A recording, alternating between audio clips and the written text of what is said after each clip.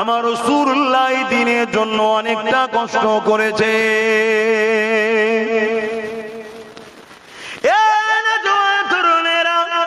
আজ কেন্দ্রের জালিম সরকার যে কালা কানুনটা করেছে, এক নম্বর সে হলো আমার দেশের সংবিধান বিরোধী আইন করেছে। দ্বিতীয় নম্বর হলো আমার ইসলামের ঐতিহ্য মসজিদ মাদ্রাসা কবরস্থান খানকার বিরোধী করেছে। এ আমার জীবনে জান থাকতে এটাকে কখনো মেনে নেওয়া যেতে পারে না। এর বিরোধী করা আমার ইমানি দায়িত্ব।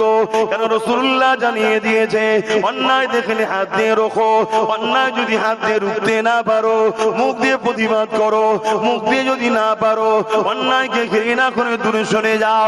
এ যুবকেরা, তরুণীরা, বাপেরা, আমরা হাত তুলতে পারবো না, কারণ আমাদের হাতে হাত পাওয়ার না, কিন্তু জবানে তো প্রতিবাদ করতে পারি, কেননা আমার সংবিধানও তো আমাকে রাইট দিয়েছে।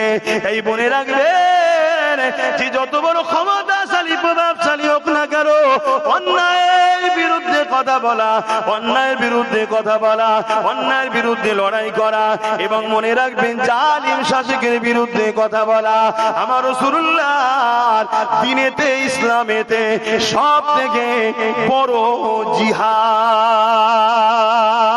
এই মনে রাখবেন দুনিয়া দুদিনের, আজ আছেন কাল নাই, চলে যেতে হবে আল্লাহ পাকের ডাকেতে।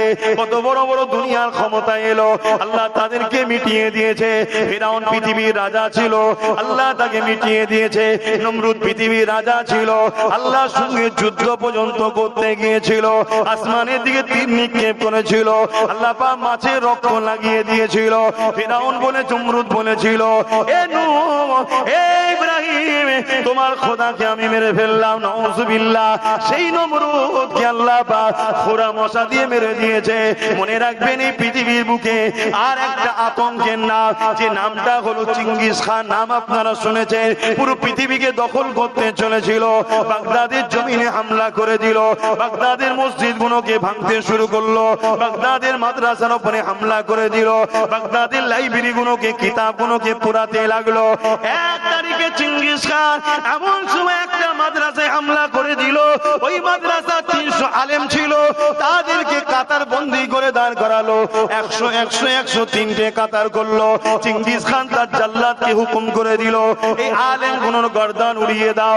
প্রথম কাতারে যখন গর্দান উড়াতে লেগেছে, ওই কাতারের মধ্যে একজন বুজুর্গ বয়স্ক আলেমের দিন ছিল, তিনি দ্বিতীয় কাতারে চলে গেল। চেঙ্গিস খান দেখেছে, কিচ্ছু বলেনি। দ্বিতীয় কাতারে আবার যখন জাল্লাদ গর্দান উড়াতে লেগেছে, ওই আলেমের দিনটা তিনি তৃতীয় শেষ কাতারে চলে গেল। চেঙ্গিস খান ঘোড়ার পিঠে আগিয়ে আগিয়ে সে বলতে লেগেছে, এ আলেমের দিন, এবারে তুমি কোন কাতারে যাবে? প্রথম কাতার থেকে দ্বিতীয় কাতার, দ্বিতীয় কাতার থেকে তৃতীয় কাতার, এবারে তো আর কোনো কাতার নাই, আমি সবার তো গর্দান উড়িয়ে দেবো, এবারে তুমি কোথায় যাবে?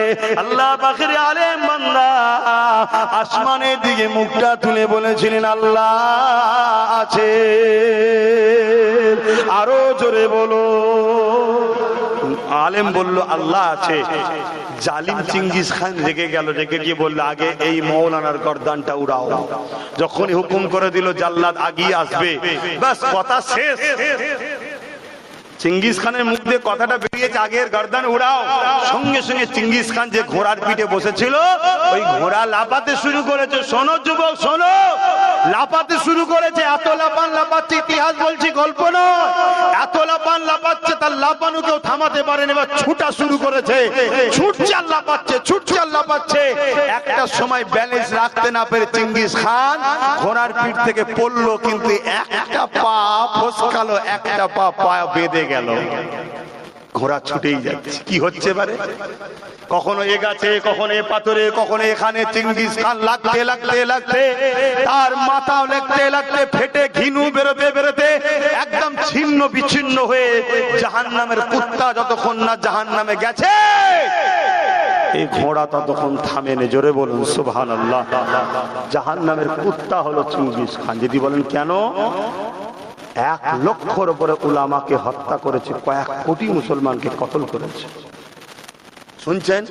তারপরও সেই চেঙ্গিস খানের কোনো নাম নিশানা আছে? এই তার আওলাদদের কোনো পরিচয়, তার খানদান? এই কেউ বলে আমি চেঙ্গিস খানের আওলাদ? এই বলবেন তো? কিন্তু আমার আমিন আল্লাহের রুহানি আওলাদ আজও 200 কোটি হয়ে গেছে। জোরে বলুন সুবহানাল্লাহ।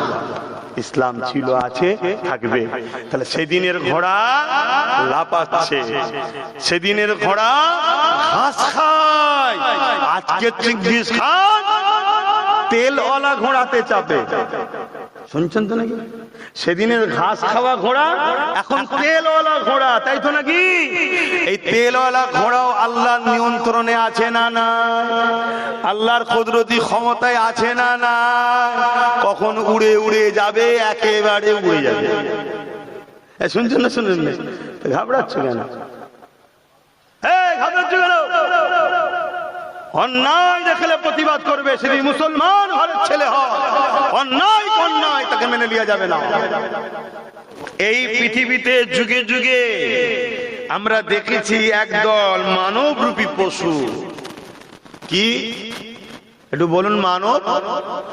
দেখতে হুবহু মানুষের মতো, কিন্তু তারা পশু। মানবরূপী পশু যুগে যুগে ইসলামের পিছনে, কোরআনের পিছনে, রসুলের পিছনে, আল্লাহ নিয়ে নানা রকম সমালোচনা করে। অথচ আমার কোরআন আমায় শিখিয়েছে অন্য কোন ধর্মের সমালোচনা করো না। আমার আল্লাহ বলেছে অন্য কারো মাবুদকে তুমি ছোট বড় কথা বলো না। আমার দ্বীন আমায় শিখিয়েছে অন্য কারো নিয়ে তুমি সমালোচনা, ক্রিটিসাইজ করো না। অথচ একদল মানবরূপী পশু রয়েছে, যুগে যুগেই দেখে আসছি, ইতিহাসও সাক্ষী দিচ্ছে, তারা বারবার বারবার ইসলাম, কোরআন, রসুল, আল্লাহর দ্বীনের পিছনে লেগেছে। আমেরিকা দেখুন ইসলামের পিছনে, জাপান দেখুন ইসলামের পিছনে, ফ্রান্স দেখুন ইসলামের পিছনে লেগেছে, ব্রিটেন দেখুন ইসলামের পিছনে, রাশিয়া দেখুন ইসলামের পিছনে। আলহামদুলিল্লাহ, সবাই যখন পিছনে থেকে প্রমাণও হচ্ছে ইসলাম সবার আগে। জোরে বলুন সুবহানাল্লাহ। আরো জোরে বলা যাবে না? আর একটু খুশিয়ে বলা যাবে না? পিছনেই লেগে লেগে, পিছনেই লেগে লেগে কত বড় বড় সব পাওয়ারফুল, সুপার পাওয়ার সব মিটে গেছে। ইসলাম ছিল, আছে, সবে কিয়ামত পর্যন্ত আল্লাহ পাক রাখবেন। জোরে বলুন সুবহানাল্লাহ। ইসলামের কিছু ইতিহাস আপনাদের ঘরে একটু শোনাবো। কেন বর্তমান দুঃখের সাথে বলতে হয়, আমার দেশটা কিন্তু একটা অন্যরকম দেশ। এদেশ পৃথিবীর মধ্যে পাওয়া খুব মুশকিল। এত সুন্দর, এত ভালো দেশ, হাজার হাজার বছরের ঐতিহ্য এদেশে, সর্বধর্মের মানুষ, হাজারো ধর্মের মানুষ যে যা ধর্ম কর্ম নিয়ে থাকে, কখনো ধর্ম নিয়ে বিভাজন হয়নি। হাজার হাজার বছর ধরে আমার দেশে সবাই বসবাস করছে। কোনদিন শুনিনি আমার দেশে কেউ ইসলামের পিছনে লেগেছে বা অন্য কেউ কারো পিছনে লেগেছে। কিন্তু দুঃখের সাথে বলতে হয়, আমার দেশেও রিসেন্ট যেন দেখছি কিছু মানবরূপী পশু বেরিয়েছে, তারা দিন রাত ইসলামের পিছনে ঘেউ ঘেউ করছে।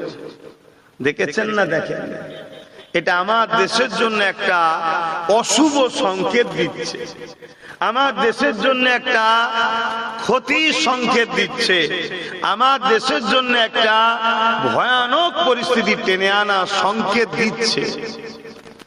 অথচ হাজার হাজার বছর ধরে দেশ মাথা তুলে রয়েছে। পৃথিবীকে চোখে আগুন দিয়ে আমার দেশ দেখিয়েছে যে দেখ, আমার বুকে হাজার জন হাজার মাইন্ডের লোক আছে, হাজার জন হাজার বিশ্বাসের লোক আছে।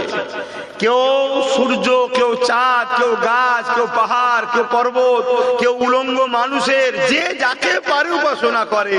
কিন্তু আমার দেশে কখনো ধর্ম নিয়ে ভাই ভাই মারপিট আমি দেশ করতে দিইনি। এটা আমার দেশের একটা গর্ব ছিল না? ছিল না? কিন্তু এখন কিছু মানুষ নতুন করে আবির্ভাব হয়েছে, যারা মানুষ বললে শুধু অসুবিধা আছে, মানবরূপী পশু। আবির্ভাব হয়েছে, যারা দিন রাত ধরে ইসলামের পিছনে বেশি লেগেছে। শুধু ইসলাম নয়, রিসেন্ট দেখা যাচ্ছে আদিবাসী, দলিত, জৈন ধর্ম তাদের পিছনেও লেগেছে। তো যাক, ইসলামকে বিশেষ করে টার্গেট করেছে। এই টার্গেটটা কিন্তু আমার দেশের জন্য একটা নতুন হলেও বিশ্বের জন্য কিন্তু নতুন নয়।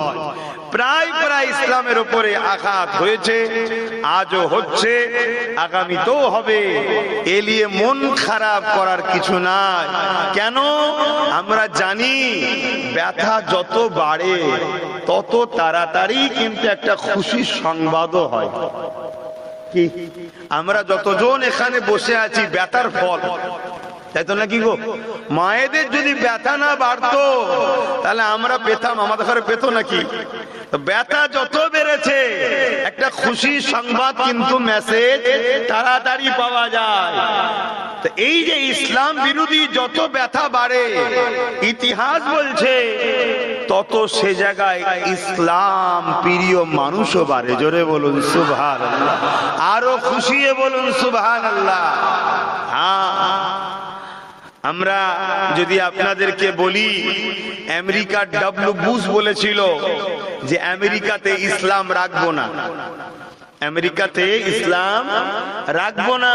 অনেক জুলুম অত্যাচার করেছিল, কিন্তু আমার আল্লাহ তিনি আমেরিকার ডব্লিউ বুশের কন্যাকেই ইসলাম কবুল করিয়েছে, আবার কোরআনের হাফেজাও বানিয়ে দিয়েছে। জোরে বলুন সুবহানাল্লাহ।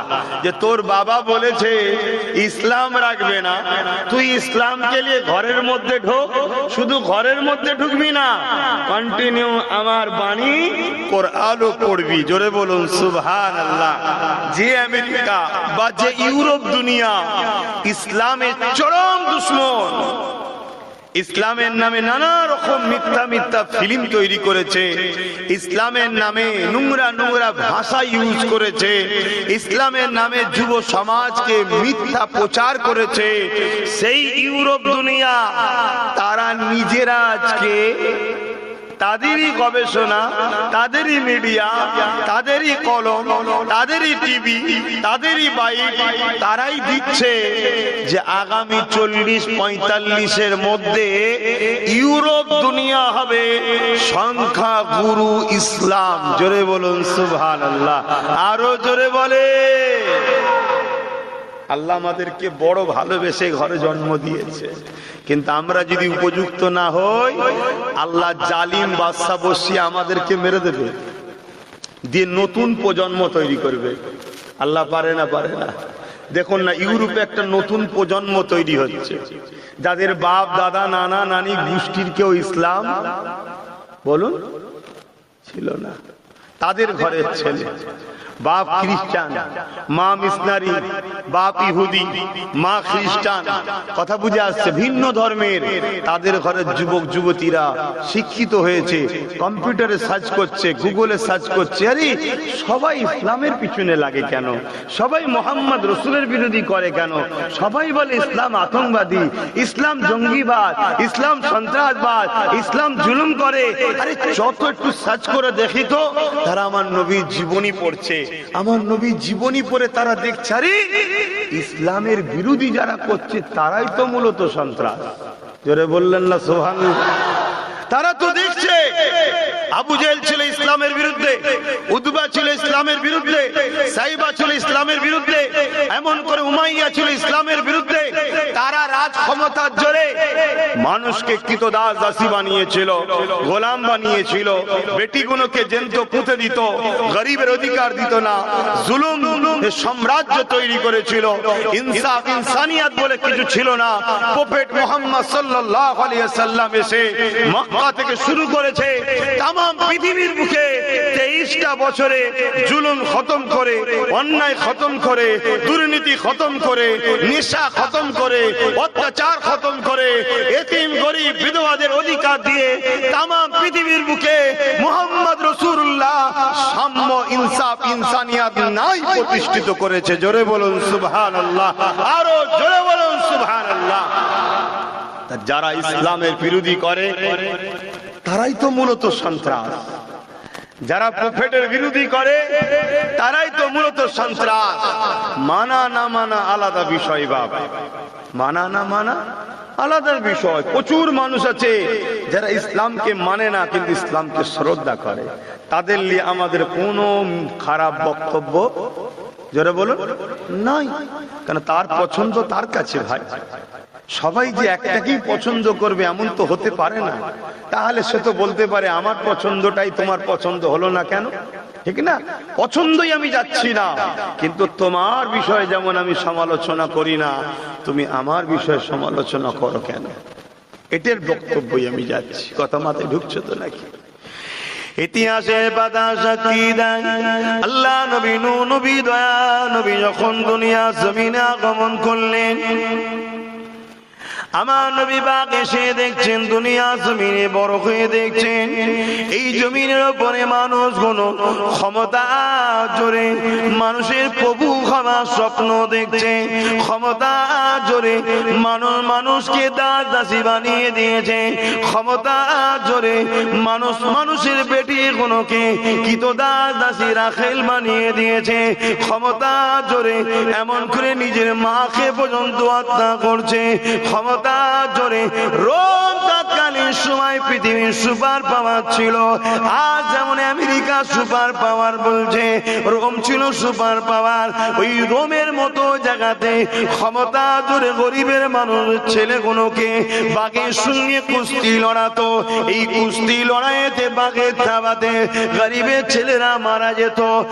আর ভিআইপি সম্ভ্রান্ত সেজে মানবরূপী পশুগুলো আনন্দ খুশি বানাতো, মানুষের জীবন লিয়াতো, খেলা হতো, উঁচু নিচের বিধাভেদ তৈরি করেছিল।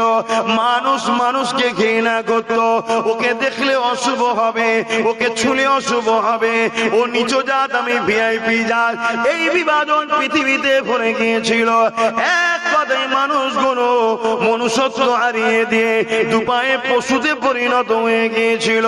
আল্লাহ নবী প্রফেট মুহাম্মদ সাল্লাল্লাহু আলাইহি ওয়াসাল্লাম সৃষ্টিকর্তার পক্ষ থেকে আসলে তিনি মক্কা থেকে শুরু করলেন নাই সত্য ইনসাফের মেসেজ দিয়া এই 23টা বছরে তাম পৃথিবীর জুলুমকে খতম করে দিয়ে অসহায় গরিব দুঃখী মানুষদের মুখে হাসি ফুটিয়েছিলেন। আরো জোরে বলুন সুবহান।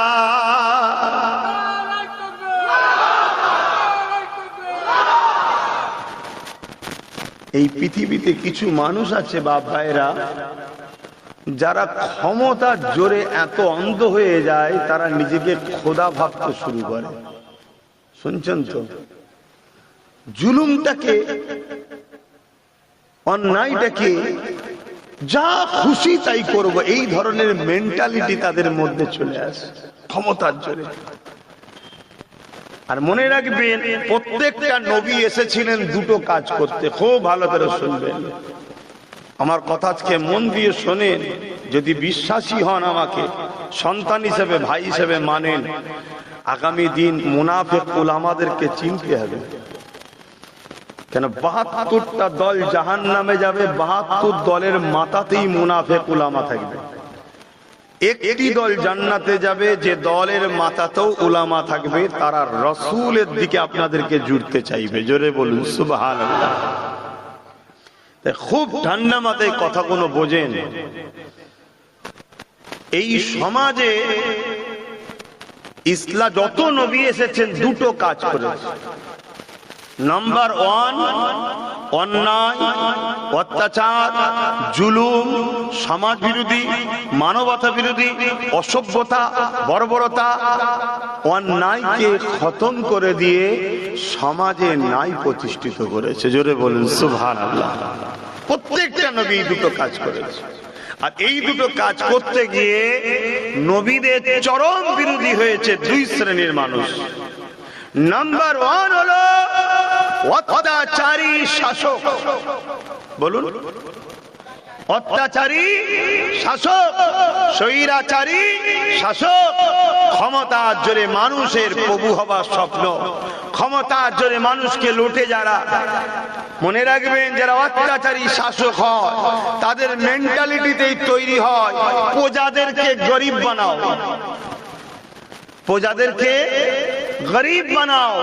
এরা যত গরিব হবে অল্পতেই এদেরকে গোলাম বানানো সম্ভব।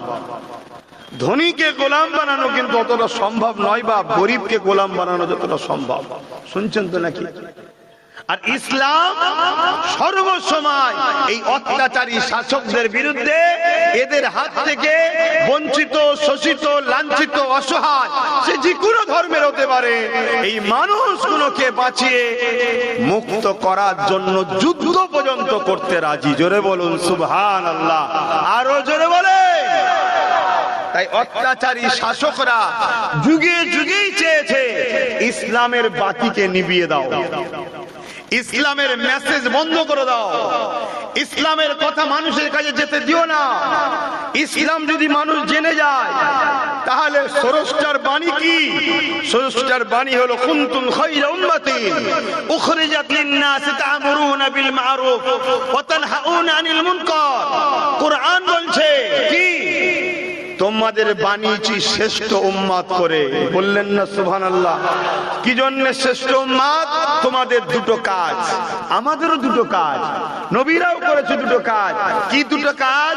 তোমরাও অন্যায়কে মিটাও, ন্যায় প্রতিষ্ঠিত করো আমার জমিনে। জোরে বলুন সুবহানাল্লাহ। এটা কে বলছে? বলুন বলুন।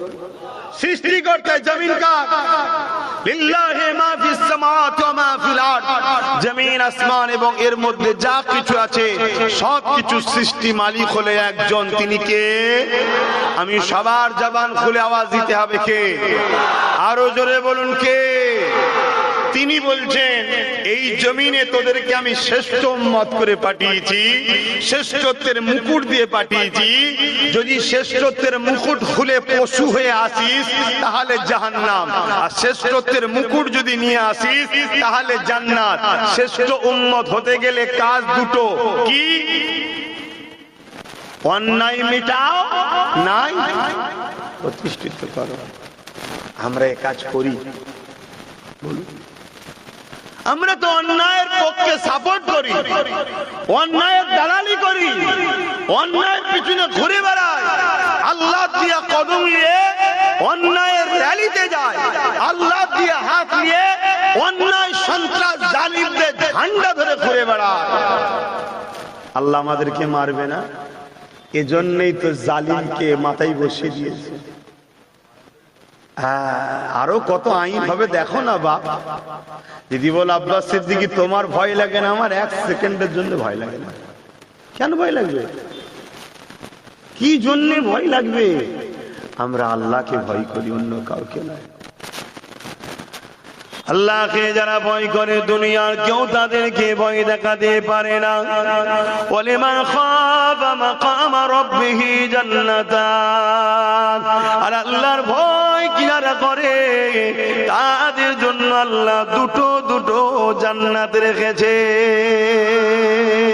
এই যুবকেরা, এই দুনিয়া তো আমাদের জন্য পেরেশানির জায়গা, এই দুনিয়া তো মুমিনদের জন্য জেলখানা, এই দুনিয়া তো মুমিনদের জন্য বড় পেরেশানির জায়গা, বড় কষ্টের জায়গা।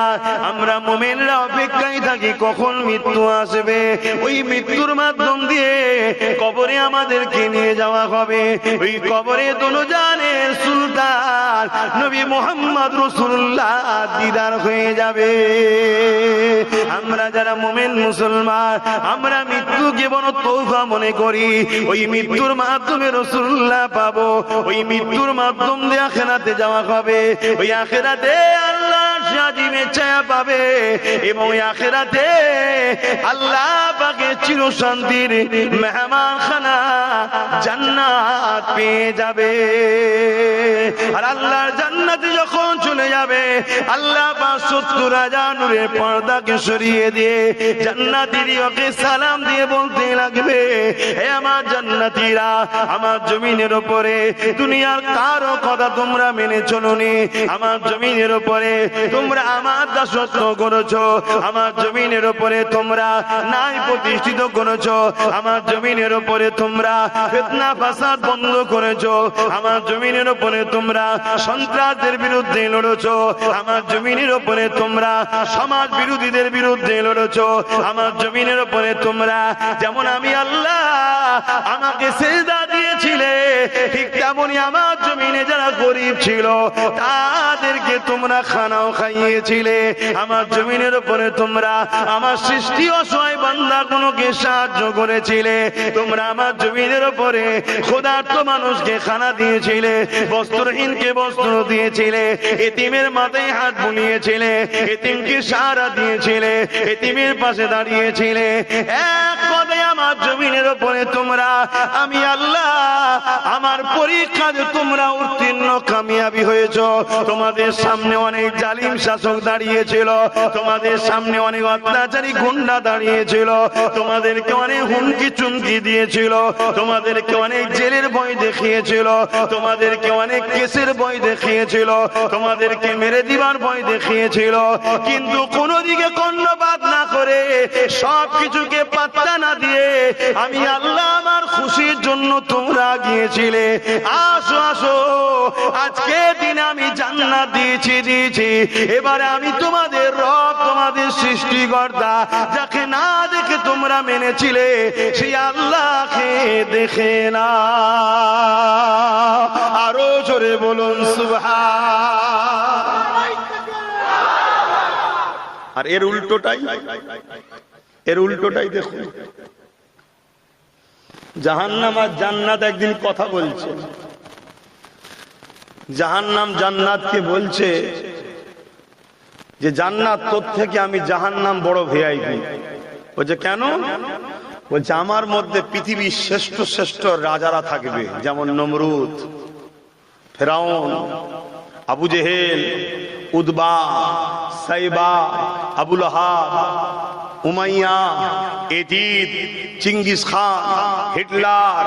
আজকে আমাদের গুণও যদি পরিবর্তন না হয় এগুলোও জাহান্নামে ঢুকবে। শুনছেন তো নাকি?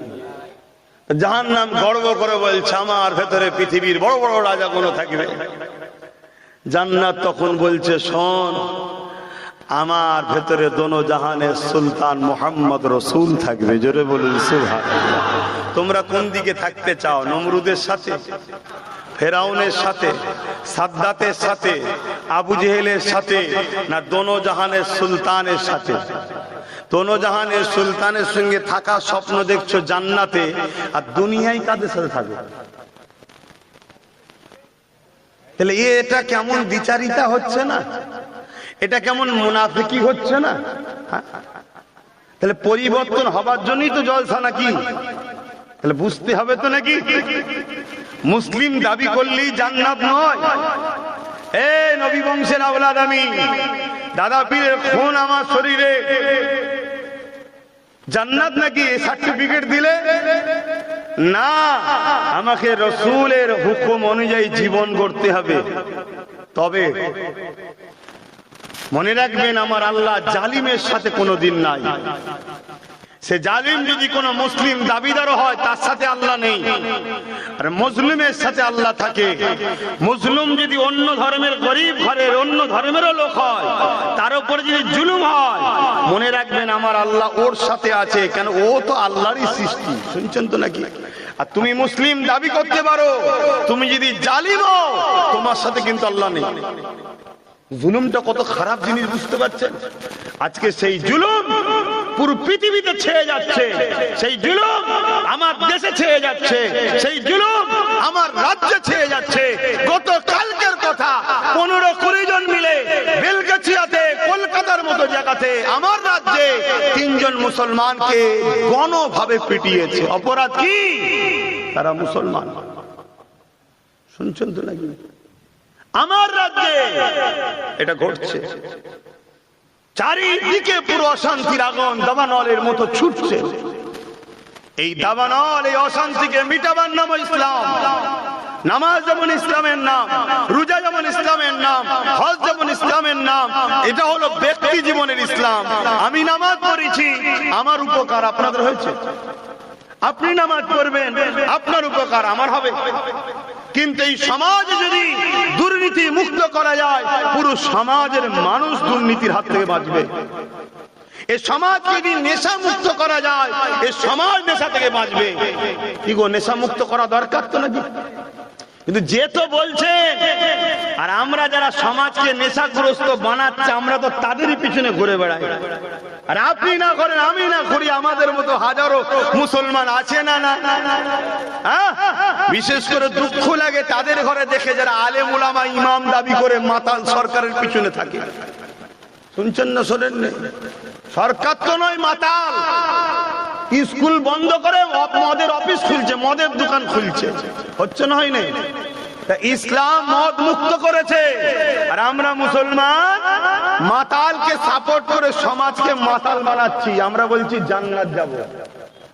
হ্যাঁ, মরতে হবে বেটা, কবরে মনে রাখবে যেমন জান্নাতের টুকরা হবে, কবরটাই জাহান্নামের একটা গর্ত হবে, 99টা সাপও থাকবে। এখানে চিল্লালে কষ্ট হলে কেউ তো পাশে এসে বলে, হারা কি হয়েছে রে? ওখানে কেউ দেখান না, কেউ দেখান না। লিয়ে গিয়ে মিনহা খালাকনাকুম ওয়া ফিহা নুঈদুকুম ওয়া মিনহা নখরিজুকুম তাহারাতান উখরা বলে মাটি চাপাতে দেবে। ওই 99টা সাপ এবং জাহান্নামের গর্ততে তোমায় থাকতে হবে যদি তুমি ইসলামের দুশমনদের সঙ্গে তাল দাও। ভুলের মাপ আছে, কিন্তু ইসলামের ক্ষতিকারকদের মাপ নাই। কারণ ইসলাম আমার বাপ তোমার বাপের দ্বারা প্রতিষ্ঠিত হয় না। ইসলাম আমেনা লালের খুন ঝরেছে ইসলামের জন্য। সেই ইসলামকে আজকে আমরা মিটাচ্ছি নিজে হাতে করে, মুসলমান আমরা মিটাচ্ছি। আরে কি কেন্দ্র সরকার, কি রাজ্য সরকারের বিরুদ্ধে কথা বলবেন? ওদের ঘাড়ের মাজাল আছে নাকি ইসলামের বিরোধী করার? এতে সবচেয়ে বড় গাদ্দার হলো আমার কওমের আলেম উলামা মুনাফিকের এক শ্রেণী। এরা এদের দালালি করে, এদের কাছ থেকে টাকা নেয়, সেই টাকা নিয়ে এই জাতিকে এদের কাছে বুঝিয়ে বাজিয়ে বিক্রি করে। কথা মাথায় ঢুকছে? কষ্ট হচ্ছে নাকি? কষ্ট হলে কিছু করার নেই। যতক্ষণ ধরে জান আছে ততক্ষণ বলবো, কেন আমি হুজুরকে ভালোবাসি। এই ইসলামের জন্য আমার নবী কত কষ্ট করেছে। আবার একবার জানিয়ে দিই, ইসলাম বলতে কি? এক কথায় শান্তি। কিন্তু আমাদের মধ্যে ঢুকিয়ে দেওয়া হয়েছে দাড়ি, টুপি, নামাজ, রোজা, যাকাত, এটাই ইসলাম। হ্যাঁ, এটাও যেমন ইসলাম। মনে রাখবেন, ইসলামের প্রথম কাজ কি? ইসলামের সব থেকে ভালো কাজ কি? আল্লাহ নবীকে এক ইহুদি ধর্মের মানুষ জিজ্ঞাসা করলো, এ আব্দুল্লাহর বেটা মুহাম্মদ সাল্লাল্লাহু আলাইহি ওয়াসাল্লাম, ইসলামের সব থেকে ভালো কাজ কি? আল্লাহ নবী বলেছিলেন, খোদার্থ মানুষকে খানা খাওয়ানো। তাহলে ইসলাম কাকে বলে? খোদার্থ মানুষকে খানা খাওয়ানো। ওই খোদার্থ মুসলমান হলো খাওয়াও, ওই খোদার্থ যদি হিন্দু হয় তাকেও খাওয়াও, ওই খোদার্থ যদি আদিবাসী, সাঁওতাল, বাগদি, মতুয়া যেই হোক না কেন, খোদার্থ যদি দেখো কাউকে, তাকে খানা খাওয়াও। আল্লাহর সৃষ্টিকে খানা খাওয়ানোর জন্যে আল্লাহ তোমাকে জান্নাতি খানা খাবে। এ যুবকেরা, ইসলাম কাকে বলে? ইসলাম ইনসাফের নাম, ইসলাম ইনসানিয়াতের নাম, ইসলাম মানবতার নাম, ইসলাম মনুষ্যত্বের নাম, ইসলাম পিপাসিত মানুষের পিপাসা মিটাবার না। এক কথায় সমাজকে দুর্নীতি মুক্ত করার না, সমাজকে ঘুষ মুক্ত করার না, সমাজকে অত্যাচারের হাত থেকে বাঁচাবার না। দাড়ি, টুপি, নামাজ, রোজা, এটাও যেমন ইসলাম, এটা ব্যক্তি জীবনের ইসলাম। কিন্তু সমাজ জীবনের ইসলাম হলো এই সমাজকে মদ মুক্ত করতে হবে। যে মদের কারণে আমাদের যুব ছেলেদের সংসারগুলো নষ্ট হয়ে যাচ্ছে। 100টা যদি সংসারে ডিভোর্স হয়, মদের কারণে 80টা ডিভোর্স হয়েছে। 100টা যদি খুন হয়, মদের কারণে 80টা খুন হয়েছে। 100টা যদি অ্যাক্সিডেন্ট হয়, মদের কারণে 80টা অ্যাক্সিডেন্ট হয়েছে। এ যুবকেরা, তরুণেরা, এই যে আমার বাংলার বেটি ডাক্তার তিলোত্তমা আজও ডাক্তারি করতো। যদি মদ ব্যান থাকতো, তাহলে ওইভাবে একটা মানুষের উপরে অত্যাচার করতে পারত না। মদ মানুষের মনুষ্যত্বকে নষ্ট করে, মদ মানুষের লিভার কিডনিকে নষ্ট করে, মদ মানুষকে জানোয়ারে পরিণত করে দেয়, তার হুঁশ থাকে না, সেই হুঁশ হারা হয়ে যায়। আমাদের তিলক মাহবুবকে কি অত্যাচার করলো দেখো। এই মদকে ব্যান করার জন্য প্রত্যেকটা উলামাদের আওয়াজ তোলা দরকার ছিল, প্রত্যেকটা পীর পীরজাদের আওয়াজ তোলা দরকার ছিল। আমরা সেই সরকারের সাথ দেবো যে কিনা ক্ষমতায় আসার পরে মদকে ব্যান করবে, কিন্তু দুঃখের বিষয় এই প্রতিবাদ আওয়াজ না তুলে যে সরকার ভারতের মধ্যে নম্বর 1 মদ বিক্রিতে মডেল পেয়েছে, সেই সরকারের দালালি করে পীর পীরজাদা মোল্লা মলি সাহেবরা। অসুবিধা হচ্ছে? আমাকে যখন নিয়ে এসছেন আর আপনারাও যখন এসে বসেছেন, আমাকে তো চেনেন নাকি? কিন্তু আমি কি ইসলাম বিরোধী কিছু বলছি? কথা বুঝছেন না, বোঝেন না? আপনাদের অসুবিধা হচ্ছে? কি হলো আব্বা, বসেন না, একটা চেয়ার দে, মুরব্বিকে চেয়ার দে। শুনছেন তো নাকি? তাহলে বলুন, আল্লাহ নবী এমনি বলেছেন আখেরি জামানায় মসজিদ ভর্তি লোক থাকবে। শুনছেন তো নাকি? মসজিদ ভর্তি লোক থাকবে, একটাও ইমানদার থাকবে না। নবী বলেছে আখেরি জামানায়। কেন বুঝতে পারছেন না? ইসলাম কাকে বলে? অন্যায়ের বিরোধী করার নাম, অন্যায়কে সাপোর্ট করার নাম। কথা বলছো না তো যুবকগুলো? অন্যায়ের বিরোধী করার নাম ইসলাম না অন্যায়কে সাপোর্ট করা? তাহলে অন্যায়কে বিরোধী যে না করে তার মধ্যে ঈমান থাকে? চলে আসুন না রাসূলুল্লাহর হাদিস দেখি। আল্লাহ নবী বলছেন অন্যায় দেখলে হাত দিয়ে রোখো, যদি হাতে ক্ষমতা না থাকে মুখ দিয়ে রোখো, মুখে যদি ক্ষমতা না থাকে অন্যায় অন্তর থেকে ঘৃণা করো। এই যে প্রতিটা জায়গায় জায়গায় মদের যে ফ্যাক্টরি, মদের যে লাইসেন্স দেওয়া হচ্ছে, এটা নাই না অন্যায়? কথা বলছো না তো? আর এটাও তোমাদের জেনে রাখা দরকার, কালকে কেউ কোনো মোল্লা মনি সাহেবই বলতে পারে যে গণতান্ত্রিক দেশ কি করা যাবে, বলতে পারে। শোনো, আমার দেশের সংবিধান মদের বিরুদ্ধে, এটা জেনে রেখে দাও আজকে। শুনছেন তো নাকি? আমার দেশের যে সংবিধান, সংবিধান ও মদের, জোরে বলো কেন? আমার দেশের সংবিধান খুব মজবুত ও উন্নত মানের একটা সংবিধান।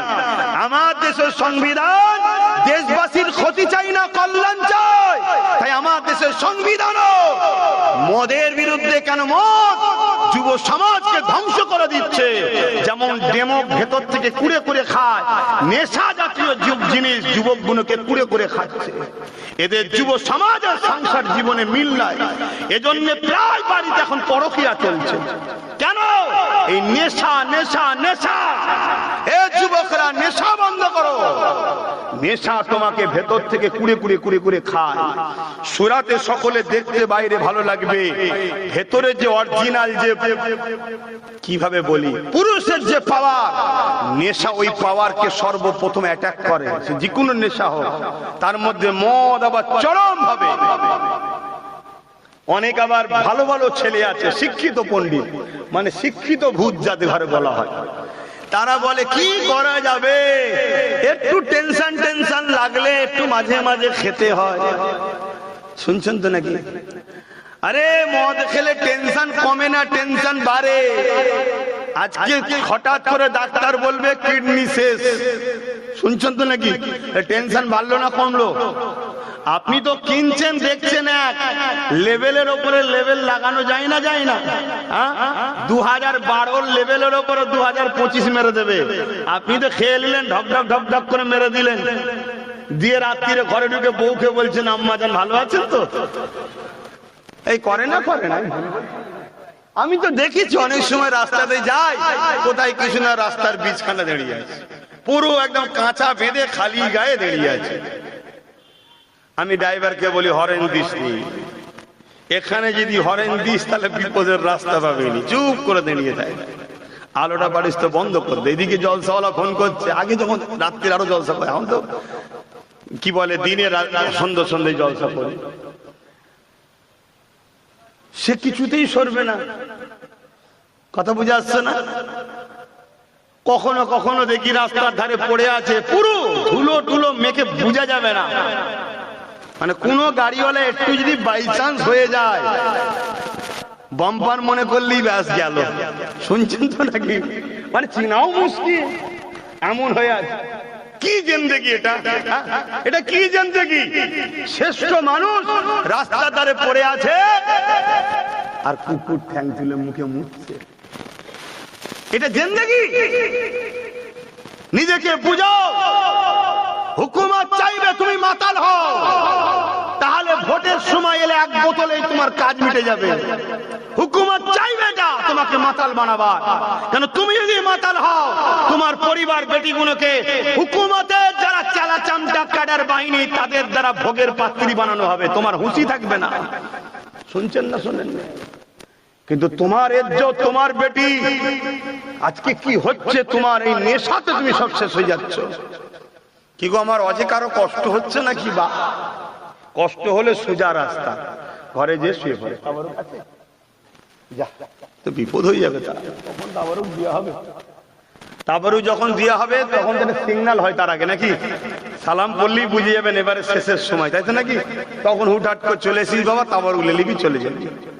আর যদি মনে হয় যে না আমারও আমার বাচ্চার ভবিষ্যতের জন্য কথা বলছে, আমাদের নিউ জেনারেশনের ভবিষ্যতের জন্য কথা বলছে, তাহলে বাপ অন্তরে গেঁথে লাও কথাটা। মানুষ চেনো, আপন চেনো, আপন চেনো। মুখ আর মুখোশ দুটো এক নয়। শুনছেন? মানুষ চেনো। বাপেরা, নওজোয়ান তরুণেরা, আল্লাহ নবী, নূহ নবী, দয়া নবী কতটা কষ্ট করেছে।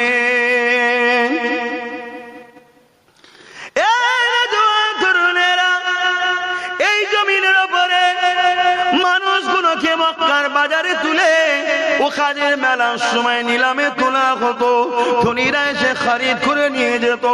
আল্লাহ নবী, নূহ নবী, দয়া নবী ওই গরিব অসহায় মানুষগুলোর পাশে দাঁড়িয়ে জালিম অত্যাচারী শাসক আবু জেহেল, উতবা সাহেবার বিরুদ্ধে কথা বলেছে। আল্লাহ নবী তাদেরকে বুঝিয়েছে, কেন মানুষে মানুষকে কিনা বেচা করো, কেন মানুষকে গোলাম বানাতে লেগেছো। এমন কিনা তৎকালীন সময়ে বাচ্চা বাচ্চা ছেলেগুলোকে, এ যুবকেরা তাদের হাতে তৈরি করা নকল খোদাকে উৎসর্গ করার জন্য বাচ্চা বাচ্চা ছেলেগুলোকে জবাই বলি পর্যন্ত দিয়ে দিত। এই রকম অন্যায় অত্যাচার পৃথিবীর জমিনে হতো। আল্লাহ নবী এগুলোকে বন্ধ করার জন্য কথা বলেছে। এই কথা বলার জন্য আল্লাহ নবীর বিরুদ্ধে তৎকালীন শাসক ক্ষমতাশালী যারা ছিল, তারা আমার নবী পাকের বিরুদ্ধে লেগে গেছে। আমার নবী পাক যখন সিজদায় পড়েছে, নবী পাকের পিঠে পচা দুম্বার ভুঁড়ি চাপিয়ে দিয়েছে। আল্লাহ নবীকে জানে মেরে দিতে চেয়েছে। নবী পাক পাহাড়ে চলে গেছে, গাছের পাতা ফলমূল খেয়ে ওখানে পাহাড় থেকে রাত্রিরে বেরিয়ে দিনের ম্যাসে মানুষকে দিয়েছে। এ যুবকেরা এমনও দিন গেছে, আল্লাহ নবীর হুজরা মোবারককে 40 জন আবু জেহেল বাহিনী জালিম অত্যাচারীদের সৈন্যরা 40 জন নবী পাকের বাড়িকে ঘিরে ফেলেছে, আমার নবী পাককে শহীদ করে দেবে বলে। এই দিনের জন্য নবী আমার বদরের ময়দানে, উহুদের ময়দানে রক্তাক্ত হয়েছে। এই দিনের জন্য নবী আমার তায়েফের জমিনে রক্তাক্ত হয়ে অজ্ঞান হয়ে গেছে। অন্যায়কে মিটিয়ে নাই প্রতিষ্ঠিত করার জন্য, গরিবের উপরে জালিমদের জুলুম বন্ধ করার জন্য, অত্যাচার বন্ধ করার জন্য, বেইনসাফি বন্ধ করার জন্য, গরিবের হক দিবার জন্য আল্লাহ নবী এত কষ্ট করেছে। মনে রাখবেন, নবী যাদের জন্য লড়েছিল তারা কিন্তু এক আল্লাহকে কেউ মানত না। তারা ওই নকল খোদা লাত উজ্জা কবরের উপাসনা করত। আমার নবী পাকের এই আখলাক দেখে, ব্যবহার দেখে তারা লাত উজ্জা কবরের উপাসনা ছেড়ে দিয়ে আমার নবী পাকের নেতৃত্ব মেনে নিয়ে ইমানের নূরে কালমা পড়ে শান্তি, ইনসাফ, ইনসানিয়াত, মানবতা, ধর্ম, ইসলামের মধ্যে দলে দলে চলে এসেছে। আরো জোরে বলুন সুবহান।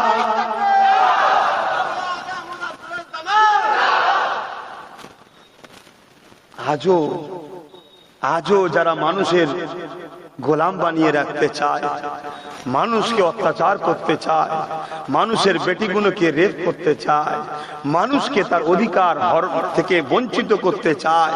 আজও যারা সমাজের বুকে কুসংস্কারের বিস্তার করতে চায়, তারা আজও চাইছে, রসুলকে তো পাচ্ছে না, নবীর দিনটাকে মুছার চেষ্টা করছে। কেন?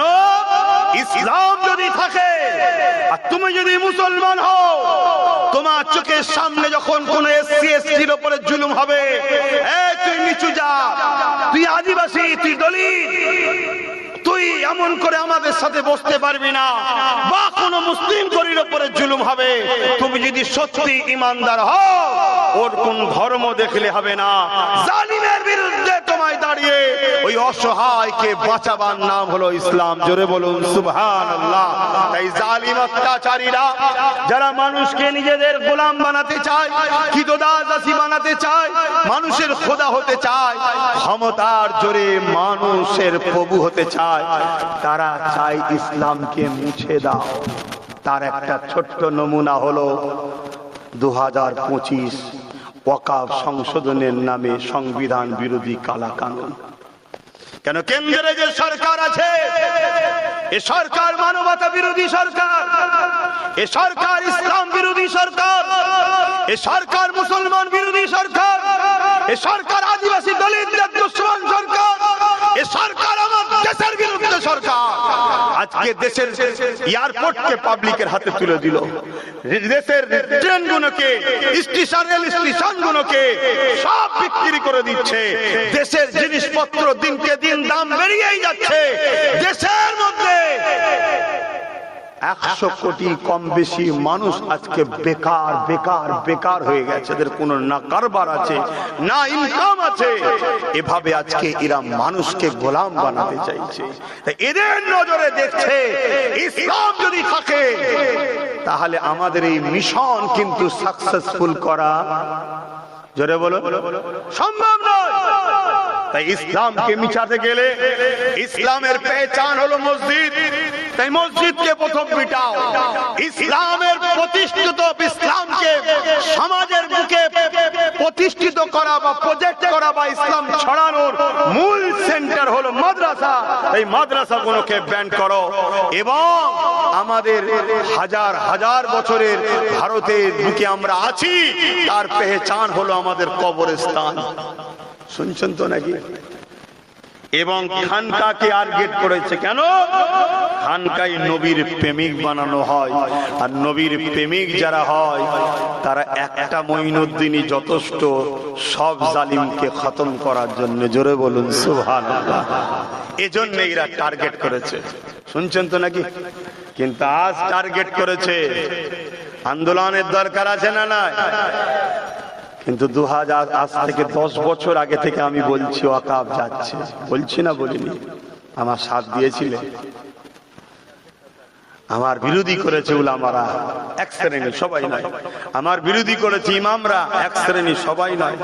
মসজিদের মধ্যে আল্লাহর ঘরে দাঁড়িয়ে নবী বংশের আওলাদের বিরোধী করেছে, আল্লাহর ঘরে দাঁড়িয়ে বিরোধী করেছে। কথা মাথায় ঢুকছে না? ঢোকে না। দেখুন, লোহা না হলে লোহা কাটা, জোরে বলো, যায় না। আইন যখন কেউ করে যে পাওয়ারে, ওই পাওয়ার না হলে আইনকে রুকাও। তাই আমি বারবার বলেছিলাম রাজ পাওয়ার দরকার, কিন্তু আমার বিরোধী করেছিল কারা বলো? কোন হিন্দু পাড়ায় আমি যখন যেতাম ভয় লাগতো না, কোন অমুসলিম পাড়ায় গেলে ভয় লাগতো না যে এরা আমার সাথে কি ঝগড়া করবে নাকি। কিন্তু মুসলমান পাড়ায় ঢুকলে ভয় লাগতো, কিছু লুঙ্গি পরে খেঞ্জি গায়ে দিয়ে এসে ঝগড়া করবে না তো, যে তুমি পীরের বেটা এইসব কথা বলবে কেন? ভয় লাগতো আমার। কিন্তু ভয় লাগতো বলে পিছিয়ে আমি কোনোদিন যাইনি। কেন? আমি জানি তুই যত বড়ই ষাঁড় হোক না কেন, ফেরাউনকে নীল নদে চুবিয়ে চুবিয়ে আল্লাহ মেরেছে।